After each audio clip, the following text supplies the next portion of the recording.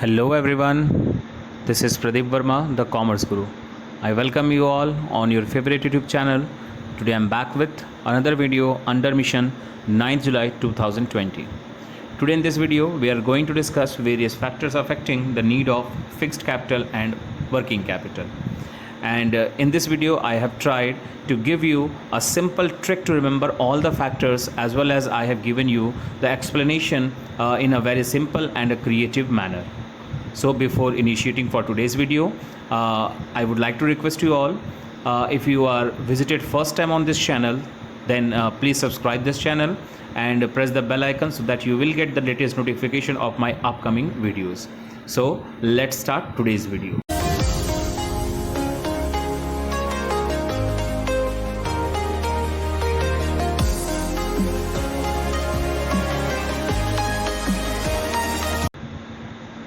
So we will start with the fixed capital and with its meaning. So let's have the meaning.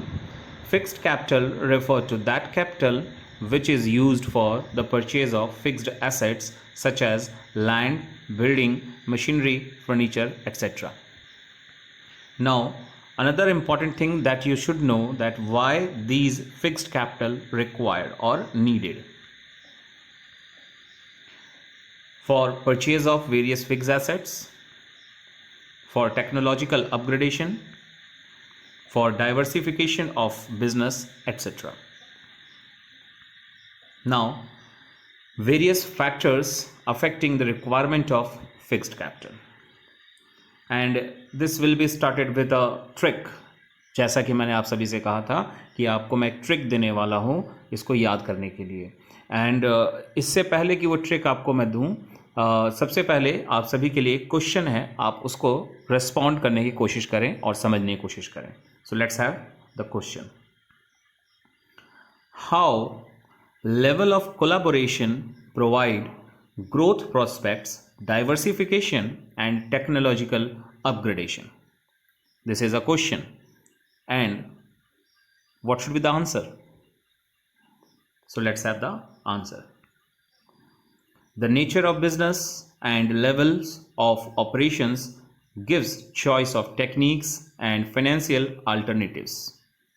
अब आप सभी लोग शायद बड़े कंफ्यूज हो गए होंगे कि ये कैसा क्वेश्चन है और ये आंसर कैसा है. तो जैसा आप देख सकते हो कि मैंने पहले ही कहा आपसे कि हम इसमें ट्रिक्स सीखने वाले हैं, तो ये वही ट्रिक है. आप ध्यान से देखिए, यहाँ पे ट्रिक को मैंने लिया है और वो ट्रिक किस तरह से, आइए देखते हैं. आप देखिए क्वेश्चन में लिखा हुआ है how level of collaboration provide growth prospects, diversification, technological upgradation. तो 1, 2, 3 और ये मिलाकर 4 तो आपके ये हो गए फैक्टर्स. और जब आपने रिस्पॉन्स दिया तो उस रिस्पॉन्स में है the nature of business and levels of operation gives choices of techniques and financial alternatives.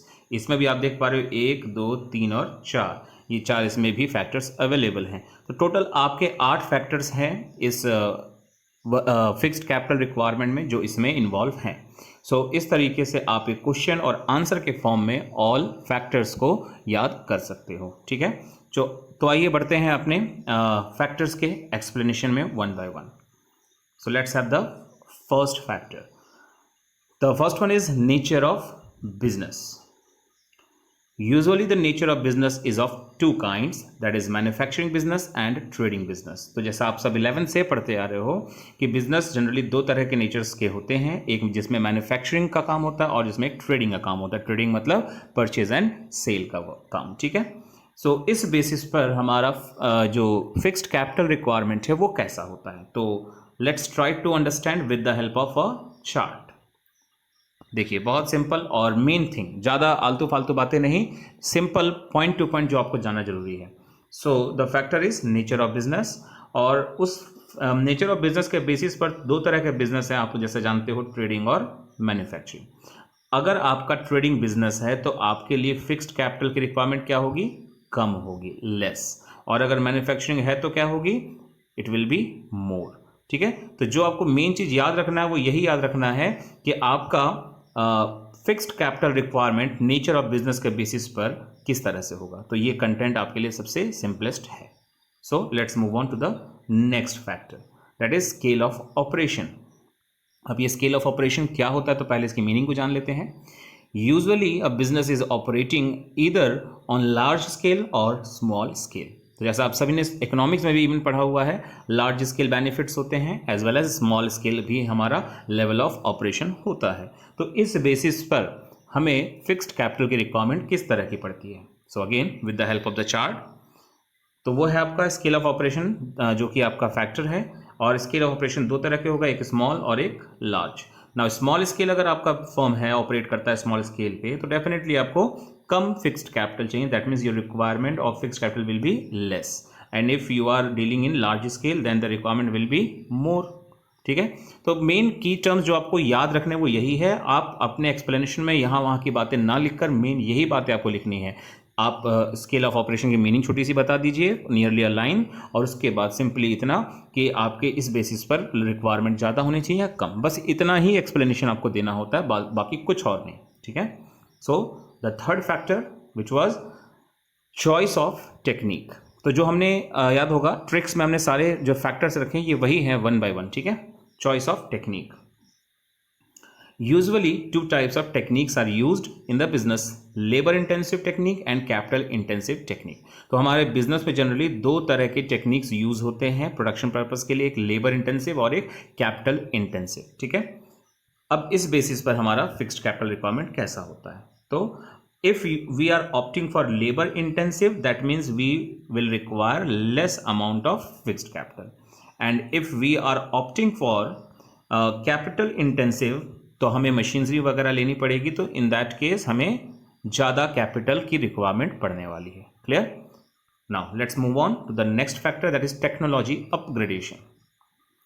Technological upgradation is required to cope up with the changing technological environment. तो आप सभी ने बिजनेस एनवायरनमेंट के डायमेंशंस पढ़े हैं, तो उसमें टेक्नोलॉजिकल एनवायरनमेंट भी आता है, जिसमें हम ये जानते हैं और सीखते हैं कि with the changes in the environment taken place, हमें टेक्नोलॉजी में अपग्रेडेशन देखने को मिलता है और हमें उन सभी को कोप अप करना पड़ता है, अदरवाइज हम मार्केट के कॉम्पिटिशन को compete नहीं कर पाएंगे। ठीक है, तो ऑन दैट बेसिस रिक्वायरमेंट हमारे फिक्स्ड कैपिटल की किस तरह की होगी।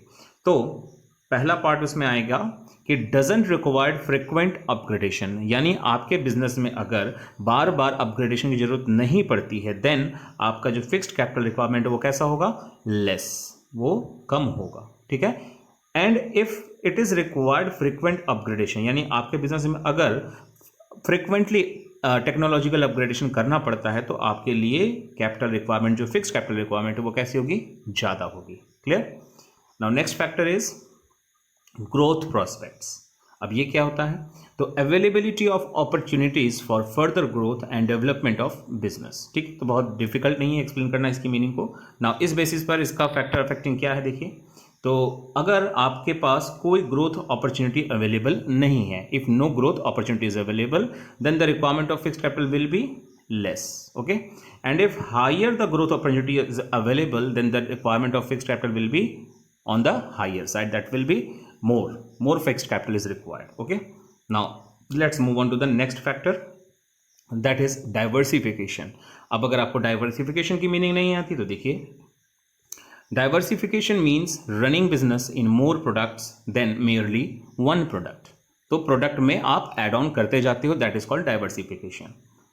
नाउ इस बेसिस पर आप समझिए, तो planning to diversify the business, यानी आप प्लान करते हो कि आप एक की जगह 2 प्रोडक्ट 3 प्रोडक्ट्स करने वाले हो, that means planning to diversify the operations of business activities, then you will require more amount of fixed capital, and no plan, if you are having no plan to diversify the business, then definitely आपको fixed capital उतनी नहीं चाहिए, तो less amount of fixed capital is required. Okay, now let's discuss the next factor, that is financing alternatives, various options of sources of finance available to the business.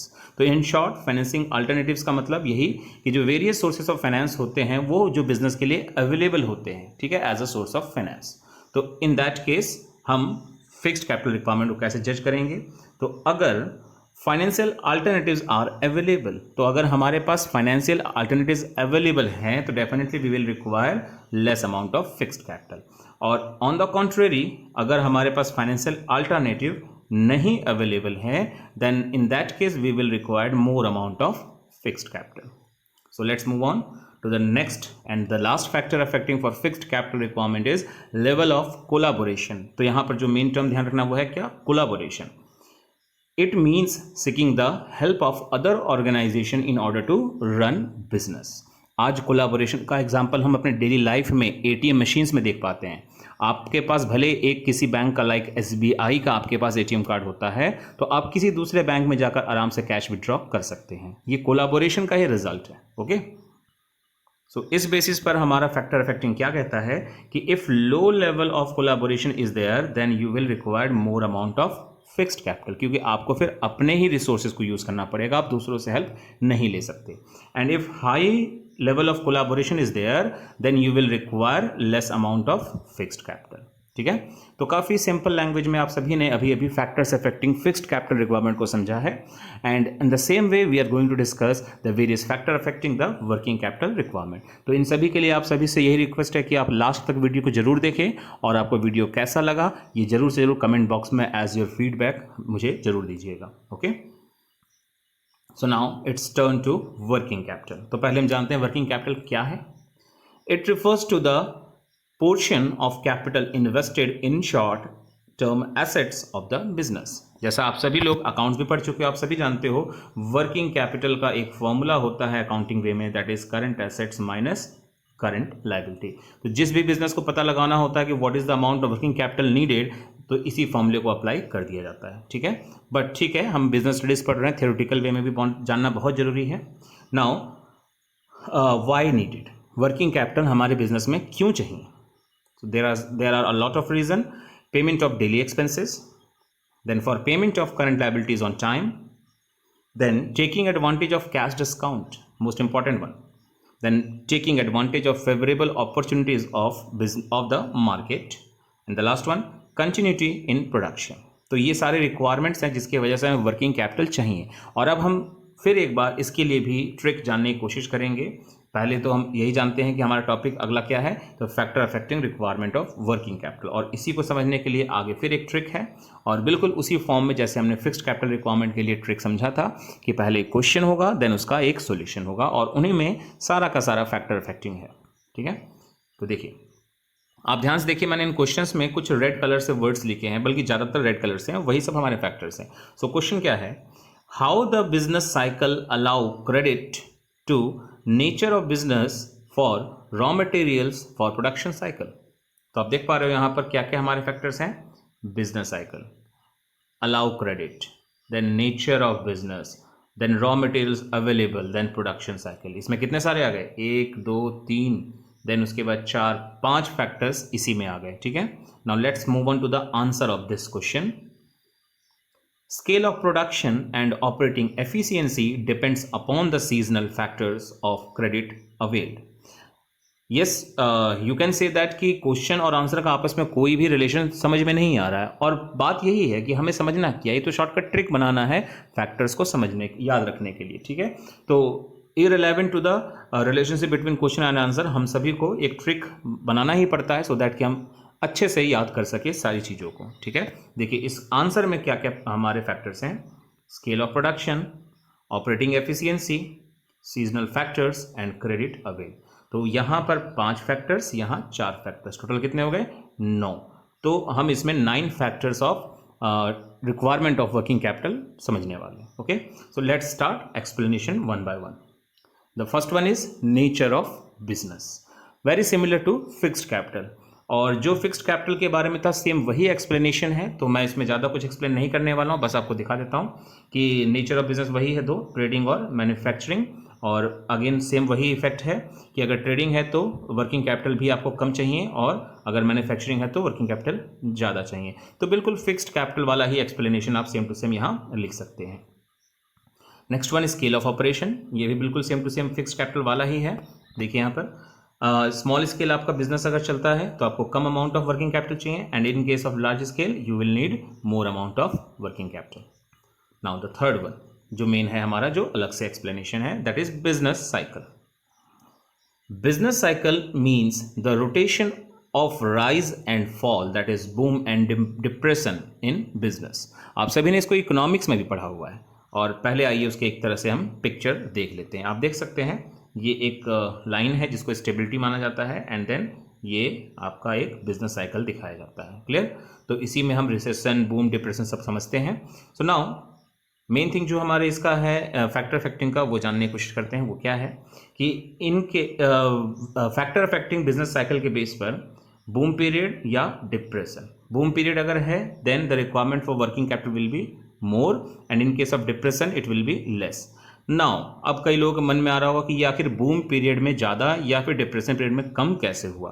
तो let's have the explanation of both the periods.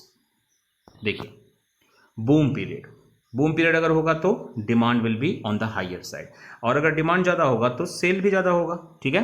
और cell ज़्यादा होगा तो production भी आपको ज़्यादा करना पड़ेगा, और प्रोडक्शन ज़्यादा होगा तो definitely you will required more amount of working capital. In the same way, in case of depression period, demand will be lower side, on the lower side.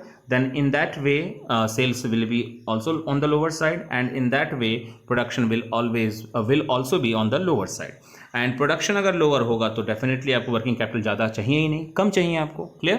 तो इस तरह से आप समझ सकते हो बूम पीरियड और डिप्रेशन पीरियड को लेकर आपके वर्किंग कैपिटल रिक्वायरमेंट का factor. Clear? Now next factor is seasonal factors. Some goods are demanded throughout the year while others have seasonal demand. तो यही है हमारा seasonal factor का meaning. And on that basis, seasonal factor के according दो हिस्से हैं जैसा आप देख पा रहे हो, peak season and lean season. तो पीक सीजन जैसा कि कोरोना का अभी पीक सीजन चल रहा है ऐसा मान रहे हैं लोग, तो उसमें क्या होगा, रिक्वायर्स मोर वर्किंग कैपिटल. सीधी सी बात है, कोई चीज़ अगर हाई होती है तो डेफिनेटली उसके अकॉर्डिंग हमको चीज़ें एडजस्ट करनी पड़ती है. देन लीन सीजन, तो उस according when it requires less working capital. तो अगर सीजनल फैक्टर्स के अकॉर्डिंग पीक सीजन चल रहा है, मतलब जैसे गर्मी का समय भी है तो कूलर, फ्रिज, एसी का डिमांड काफ़ी होगा, तो इस वजह से हमें ज़्यादा वर्किंग कैपिटल चाहिए, है ना. और अगर लीन सीजन होगा तो उसी अकॉर्डिंग कम चाहिए होगा. Now let's move on to the next factor, that is production cycle. Production cycles mean the time involved in converting raw material into finished goods. तो जितना भी मंथ बिजनेस में लगता है या टाइम गैप लगता है कि रॉ मटेरियल से एक फिनिश्ड गुड्स तैयार होता है. आप सभी जानते हो कि रॉ मटेरियल के बाद वर्क इन प्रोग्रेस का स्टेज आता है, देन उसके सेमी फिनिश्ड गुड्स आता है, देन फिनिश्ड गुड्स आता है, एंड देन वो इन्वेंट्री में कन्वर्ट हो जाता है. तो उसी को हम प्रोडक्शन साइकिल कहते हैं. Okay, and on that basis, production cycle के बेसिस पर डिवीजन हम इस तरह कर लेते हैं, लॉन्गर एंड शॉर्टर. तो अगर हमारा बिजनेस का प्रोडक्शन साइकिल लॉन्गर है, क्लियर, मतलब ज़्यादा टाइम टेकिंग है, तो it requires more amount of working capital. अब ज़्यादा क्यों चाहिए, तो डेफिनेटली आपका प्रोडक्शन साइकिल ज़्यादा होगा तो आपको उसे स्टोर करने के लिए ज़्यादा खर्चा करना पड़ेगा, और शॉर्टर होगा तो प्रोड्यूस किया और बेच दिया, है ना. तो in that case less working capital is required. Let's move on to the next factor, that is credit allowed. Selling of goods on credit on the basis of the level of competition and credit worthiness of the buyers. तो अगर आप goods को बेचते हैं उधार पर, और definitely हम उधार पर गुड्स किसी को भी नहीं बेचते हैं, उसको बेचते हैं जिसको हम जानते हैं, यानी उसकी क्रेडिट वर्दीनेस जानते हैं, एज वेल एज कंपटीशन में रहने के लिए भी हम कई बार क्रेडिट सेल्स का ऑफर देते हैं कस्टमर्स को. And on that basis what is the requirement of working capital. तो अगर क्रेडिट अलाउड आप करते हो, यानी yes you are allowing the credit, then the working capital will be requiring more. और अगर आप क्रेडिट अलाउड नहीं करते हो तो आपको वर्किंग कैपिटल कैसा चाहिए, कम चाहिए. Clear? Now next one is credit availed. Very similar point, but कोई भी इसमें सिमिलरिटी नहीं है other than the word credit. तो वहां उधार आपने दिया, यहां आप उधार ले रहे हैं. Clear? So purchase of goods from the supplier on credit, ये हो गया क्रेडिट अवेल करना. और ऑन दैट बेसिस अगर आपको क्रेडिट मिल जाता है, yes, then the requirement of working capital will be less. तो अगर आपका प्रोड्यूसर आपको उधार पर सामान दे देता है तो डेफिनेटली आपको पैसे क्यों चाहिए, तो कम चाहिए, इसका मतलब वर्किंग कैपिटल. और अगर आपको क्रेडिट आपके सप्लायर से नहीं मिलता है, in case of no, then the requirement of working capital will be more. The next one, that is availability of raw materials. requirement of raw materials from the production of goods and it may be different from for different businesses. तो अलग अलग business के लिए raw material की requirement अलग अलग definitely होती है एंड ऑन दैट बेसिस तो अगर आपको रॉ मटेरियल ईजी है तो in that case you will required less amount of working capital, मतलब आपको ट्रांसपोर्टेशन में भी कॉस्ट कम देना पड़ता है और आप बल्क में परचेज नहीं करते हो, इवन स्टोर नहीं करते हो, तो इन दैट केस आपको वर्किंग कैपिटल कम चाहिए. And when it is difficult to obtain the raw materials तो इन दैट केस हो सकता है वो काफ़ी बिजनेस से दूर हो तो ट्रांसपोर्टेशन कॉस्ट हो सकता है, एज वेल एज आपको मालूम है कि बहुत दूर है तो हम उसको लाकर स्टोर भी कर लेते हैं तो स्टोरेज का भी कॉस्ट आ जाता है. तो in that way working capital हमें ज़्यादा चाहिए. Clear? Now next and last one is operating efficiency. Efficiency word तो सभी लोग जानते हैं, फिर भी operating efficiency means efficiently completing the various business operations and on that basis if the operating efficiency is on the higher side then you will require less amount of working capital. आप समझ सकते हो ऐसा क्यों है. and in case of operating efficiency is on the lower side then you will require more amount of working capital. तो all this in this video, जैसा मैंने कहा था कि एक ईजी एंड अंडरस्टैंडिंग के लिए आपको क्रिएटिव वे में ऑल द फैक्टर्स अफेक्टिंग को मैं एक्सप्लेन करके दूंगा और साथ साथ एक ट्रिक के साथ जो मैंने दिया है.